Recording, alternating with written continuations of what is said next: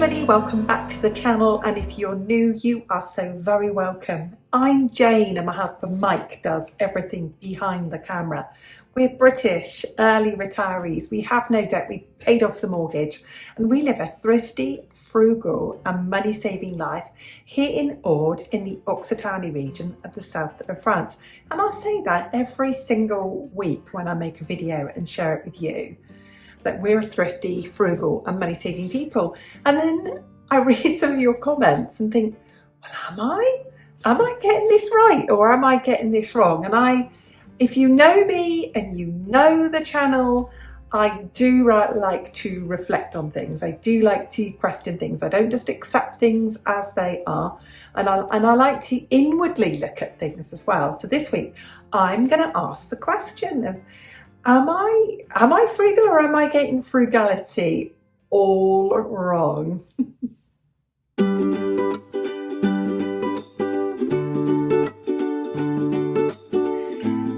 Let's look at the term beans and rice frugal. When I see that term, I always think of absolute extreme frugality, and I'm going to use the example of eating as absolutely cheaply as you possibly can. And I suddenly thought to myself, am I beans and rice frugal? Am I depriving myself?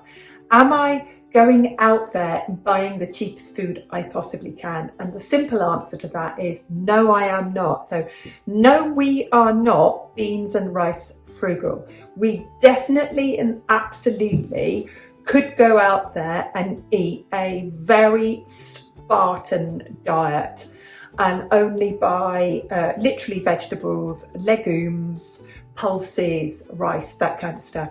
And we choose not to. We do, though, stick to a budget with food. We do stick to a supermarket budget. We could spend a whole lot more. We could eat out 2 or 3 times a month. We could eat out, I would say, every single week if we wanted to, but we choose not to. So we choose to eat as well as we can at home, and this is the self-reflective bit about it. I grew up in a house without food in it all of the time. So there was always dinner, there was always breakfast, but my mum went to work, she brought back whatever she could afford at the end of the day. And, you know, there was no choice, you ate what there was. There was a lot of minced beef, cheap minced beef. And vegetables always came from the garden. Potatoes came from the garden. I remember going up in the dark and the cold, getting, you know, sprouts off frosty gardens and those things. So I don't know whether it's a bit of poverty trauma there in the background that is stopping me in some way or other, depriving myself of food, but it is an absolute non-negotiable. We will go without eating out to make sure that we are not eating beans and rice at home. We don't compromise by skimping ridiculously on food. We could eat cheaper, we choose not to eat cheaper. We eat, as far as I'm concerned, I think we eat well. I'm happy with what we eat what we choose. There's always food in the house. So no, we're not beans and rice frugal. And I sometimes think when I show my meals that people think that they're a bit splendid. They're a bit, they're not really very frugal, but that's our reasons why we're not beans and rice frugal. So maybe that's the bit of frugality we're getting wrong. But I think if you can afford to eat well, eat well. If you can afford to eat out, choose to, but you choose not to so you can eat well at home. Do you get where I'm going with this?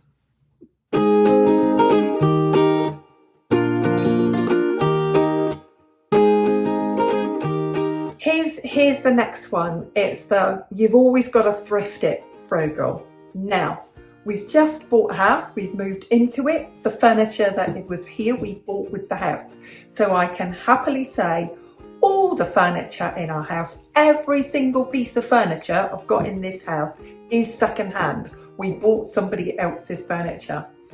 The bits of thrifting that I seem to cause people to question about is clothing. Now, let's talk to you about me, and I'm going to give you measurements. I'm proud of me. I love myself. I love my body. I've got a husband who absolutely loves every bit of it. I haven't got any complaints about it at all. But this size of body is not common here in France. I am a British size 18, which is an American size 14. I'm 177 centimetres tall, so I'm 5'10" tall. I've got 46-inch hips. I mean, bra sizes, you can't even buy the bras that I take here. A ridiculous size bra that I take. I take a 34H bra. Just can't find that you can't find that very much anywhere. So I end up buying clothes either online or in the UK. A size 18 woman in the UK or 5'10" is not uncommon, but we're really, really rare here. So I live in France where French women take their clothes to charity shops, and I am not their size. They are predominantly a British size 10 or smaller, which is an American size 6, and around the 5'3", 5'4" on average. Of course, there are tall women. Of course, there are women of my size. Of course, there are very slender women. But that's why I'd end up not buying thrifted clothes. When I go back to the UK, and I will be going back on an annual trip very soon, I always have a squint around the charity shops, but I just don't have the time when I'm there to go to all of the charity shops. And if you are a charity shop shopper, you have got to have time. You've got to have the time to regularly go to charity shops. And if a woman of your size has arrived with her clothes and given them all away, then you get lucky. So when I lived in the UK and I could frequent charity shops frequently, I'd get lucky. I'd often find a seam of clothes, woman my size, age, taste, and brought all her clothes in. But I don't get lucky here. And I've stopped trying to fight the inevitable, that French women are not all going to be my size and they're not all going to be giving their clothes away. So I don't tend to. So yeah, maybe that's the wrong kind of frugal. But what I have learned is to have a clothing budget, not to be ashamed of it. There is no shame in saving up your money. There is no shame in spending your money on whatever you want. Whatever you want fits within your budget. So maybe I'm getting that wrong, that I'm not thrifting all of the time. But I can say every single piece of furniture in this house is second hand. The iron is second hand, the ironing board is second hand, the radiator plugged in here is second hand, my sofa, the seat I'm sitting on is second hand. So yeah, that's thrifted, but not everything is. So let's kind of put that one to bed. I've maybe getting frugality wrong because I'm not thrifting all of my clothes.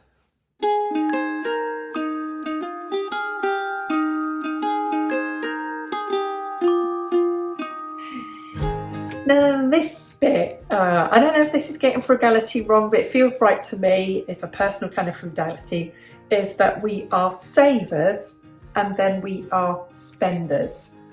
So when people see that we've gone out and spent, 18,000 euros on a car, some people might think like, blimey, that's a lot.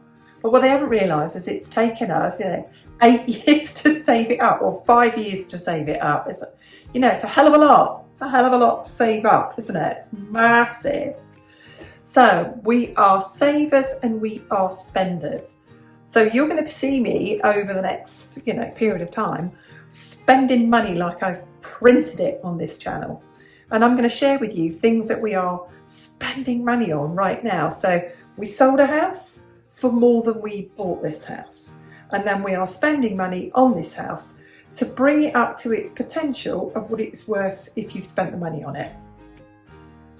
So we've bought new gutters, a lot of money. We're having some structural work around windows, a lot of money. We're having the roof repaired, a lot of money. When those things are done, we will never have to spend those again. So we are savers and then we are spenders. And that comes to everything as well. So we save all year and then we go on a trip to the UK. We save all year and then we will have a week's holiday somewhere here in France, or it might even be in Spain. and to anybody on the outside, because money is an emotional matter, isn't it? Especially if you haven't got it and you're looking at somebody, who does, you're looking at them going, well, it's all right for you, isn't it? It's all right for you. But that's the kind of frugal we are. We are savers and then we are spenders. And I know some of you share that. Somebody left me a comment about you save your money and you spend it on the very best fabric you can to make quilts because you love doing that. And I could feel the joy in your comment. Some of you have said that you save all year, you live frugally all year, and then you like to go on trips, you like to go abroad, you like to go and visit places, and I can feel the joy in your comment. But maybe that's the wrong kind of frugal for some people, and maybe that's, they don't like that kind of frugal. Maybe that's I'm doing frugality wrong. Feels right to me. It does feel right to me. But to some people, it might look like, well, it's all right for you. But like I said, this is a reflective video about, am I doing frugal wrong?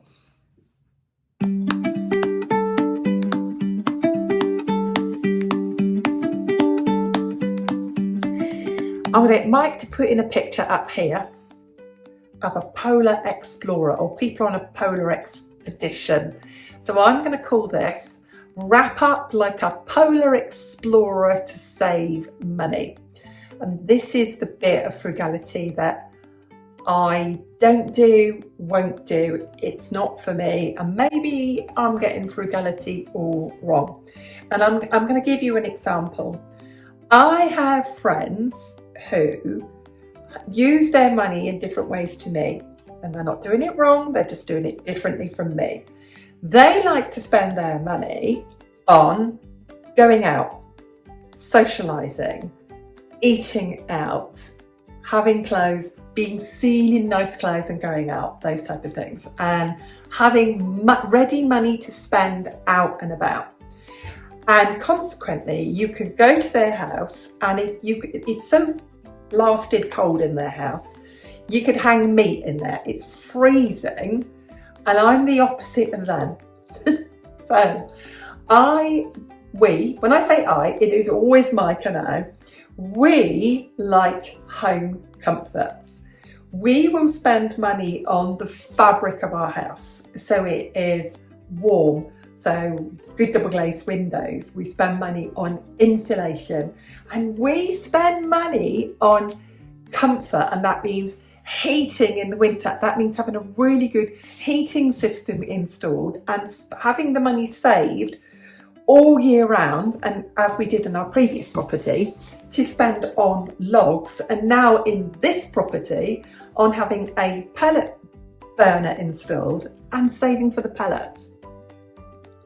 So that means we're not eating out, we're not going out, we're not going to all the social events that people have, we're not going to dinners and musical events and lots of events that some people go to, because we've spent the money on the heating, and in the summer we will spend the money on the cooling. And I know those people will. I mean, I told you I've got a friend who saves up all year round, and that friend of ours, and he is the loveliest guy, but he spends all his money on going on cruises, and he goes on 2 or 3 cruises a year. But you go around his house and he's eating tin soup and he doesn't turn his heating on. So, it's like one person's frugal is another person's not frugal. You know what I mean? So I think to myself, to them, I'm doing frugal all wrong, because they're always saying to me, why don't you go on a cruise? Or why aren't you going out and eating? And why live in France if you can't go and eat in restaurants weekly? Because I save my money for heating, because I save my money so my house is all right, because I save my money so we can buy a new to us car when we need one. So I get it. To them, we're doing frugal all wrong. Maybe to you, I'm doing frugal all wrong. Maybe I'm spending too much money on heating or cooling the house and not enough money on going out. I don't know. Like I said, this is a very reflective video of, am I doing frugal wrong?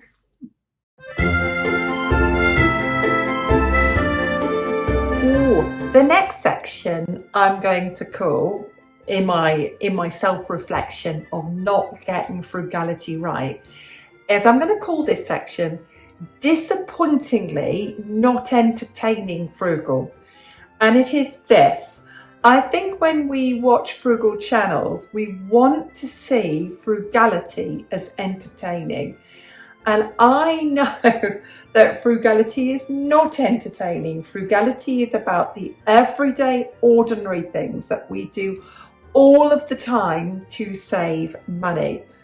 So the things that I do not do to entertain you: I do not can things to entertain you. I do not grow things or make things to entertain you. I do not cook things to entertain you. I do not restore things to entertain you. If I do any of those things, it is for us to save us money. So we don't grow things because we used to live in a quarry, and quarries are famously not known for their deep, lush loam and good quality growing matter. So everything we had to grow was above ground and cost us money. And every time we grew something, we didn't save any money. It cost us a huge amount of money. I could have got organic food delivered to me, by hand in a limousine, cheaper than I was growing any of that food. The same thing with restoring things or making things. It so often has cost us money. If I've grown anything, or if I have made anything, if I have cooked anything like that, it has been for my pure pleasure myself, or ourselves. Pure pleasure ourselves and satisfaction ourselves. But I sometimes think that people think I'm not doing frugality right, because I get lots of questions about, do you grow things? Do you make things? And so on. And that's when I become self-reflective, think, oh gosh, am I doing frugality wrong?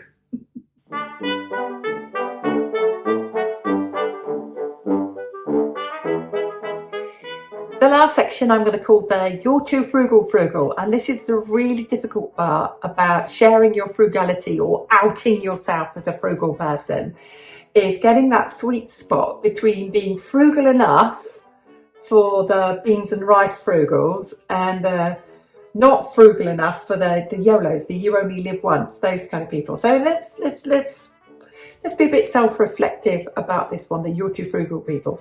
I know that I'm being too frugal for some of you when I say we have 6 no-spend months a year. And in those 6 no-spend months, we do not spend any discretionary spending. And that part of our budget, which is usually between 150 and 250 euros a month, gets saved. And it gets saved, it goes into what we call a buffer account for those little things that you can't physically possibly budget for everything, and things do come up. I know I'm too frugal for people because I don't do enough of the stuff that you might like to see, like eating out on a budget, or visiting places on a budget, or doing up a house quick enough for it to be entertaining for you. So I know when I do my budgeting videos that some of you find them really helpful and very useful. And I know some of you leave comments, and you're perfectly entitled to do so, that you would find it a constraint, that you'd like to be a bit freer than I am. So I get that. And that's the bit where we do sometimes question ourselves more often than you would realise, that we are being too frugal, and we might need to ease up on the frugality. So there we go. Have I been a bit hard on myself today? Have I spent a lot of time questioning am I getting frugality right, or am I getting frugality wrong? Let me know. Am I getting it right? Am I getting it right? Or do you watch me sometimes and go, Jane, just take your foot off the gas? Or do you watch me sometimes and go, really, Jane, you think that's frugal? You could be a lot more frugal than that. Because if you're questioning that, I promise you, I'm questioning that myself. Thanks for watching. Thanks for hitting the thumbs up. Thanks for hyping the video. All of those things. We'll see you on the next video. Bye for now.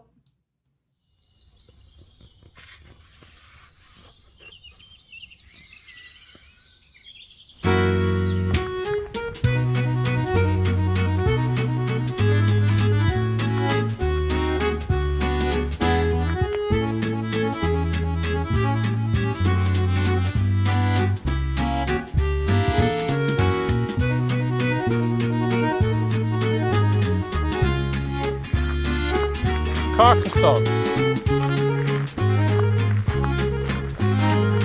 Big castle.